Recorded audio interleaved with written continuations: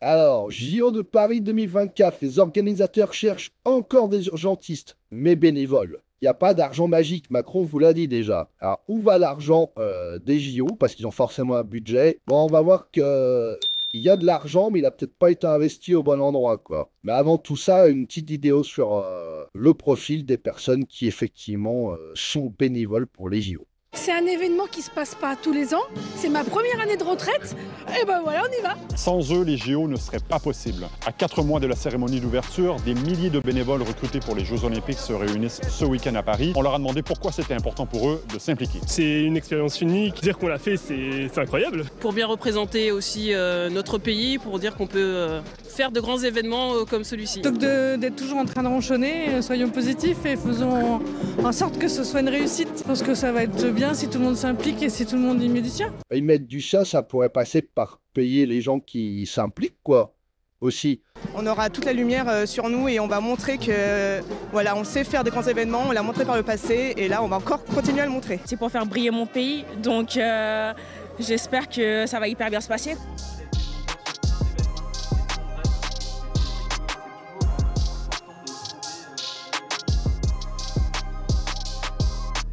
Ben voilà, leurs repas sont pris en charge, mais pas le logement et le transport vers la capitale. Le repas, c'est juste parce que je crois que c'est obligatoire. Vous avez un logement? Pas encore, c'est la grande question. J'ai quelques contacts, mais c'est difficile. Je suis étudiante, donc, et aussi en même temps j'étais à la recherche d'un emploi, quoi. Donc j'ai décidé de mettre de côté la carrière emploi pour me concentrer sur les JO.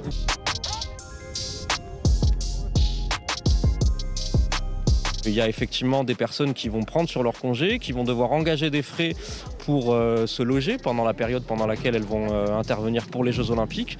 Et on estime que la moindre des choses, ce serait de les rémunérer pour le travail qu'elles vont effectuer. 45 000 personnes payées au SMIC pendant un mois, ça représenterait 1% du budget des Jeux Olympiques. 1%, je pense que c'est faisable. Je sais pas, hein. Il en reste 99%. Bon, les jeunes s'engagent, mais pas assez. Pas assez. Alors, qu'est-ce que vous foutez?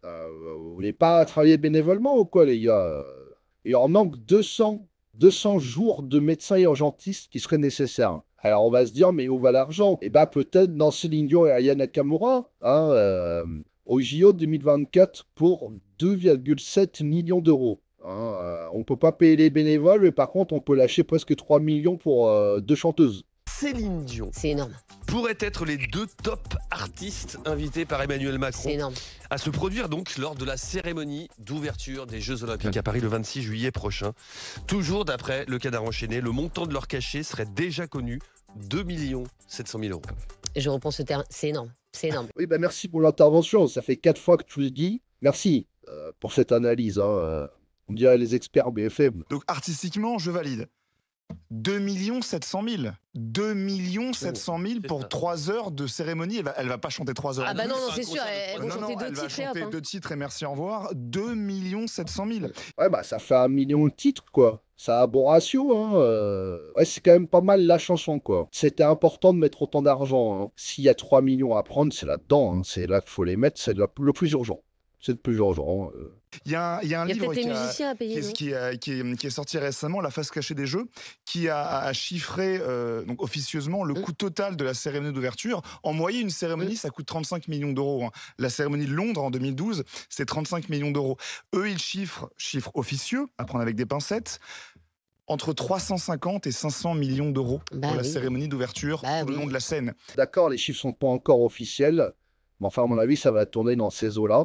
À voir, hein. Ça se trouve, ça va être le meilleur show qui existe au monde. Parce que là, si tu mets 10 fois plus que les autres pays, soit c'est parce que tu vas faire mieux, soit c'est parce que tu as 10 fois plus à compenser. J'ai envie de dire. Quelle que soit la méthodologie, 2 700 000 pour une demi-heure de concert. Je suis d'accord, mais maintenant que c'est fait et qu'on a décidé que c'était sur la scène et que de toute façon, j'ai envie de vous dire, Pierre, on n'est même plus à 2 millions près. N'allez pas vous plaindre derrière que les services publics, que la dette française, que tout augmente. Très bien. Bon. Perdu pour perdu. Mais oui, là maintenant, il faut que ce soit beau. Ah bah ouais, mais...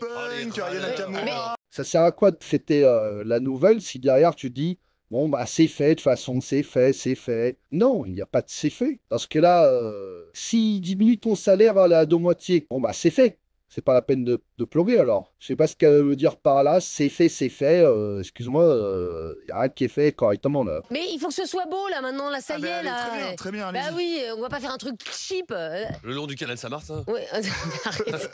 Fred Hermel. Je suis très choqué par ça. Alors, Céline Dion, bien entendu, et en plus, c'est une chanson écrite par Jean-Jacques Goldman, encore mieux. Bah, pas toutes. Mais moi, je pense qu'elle devrait chanter gratuitement. Et je pense que quand on a l'honneur d'être l'invité de la France, on ne facture pas. Après, ça se trouve, c'est le cachet qu'on leur a proposé. Peut-être que les deux, Aya Nakamura et Céline Dion vont refuser. Je ne veux pas, mettez-le dans les hôpitaux.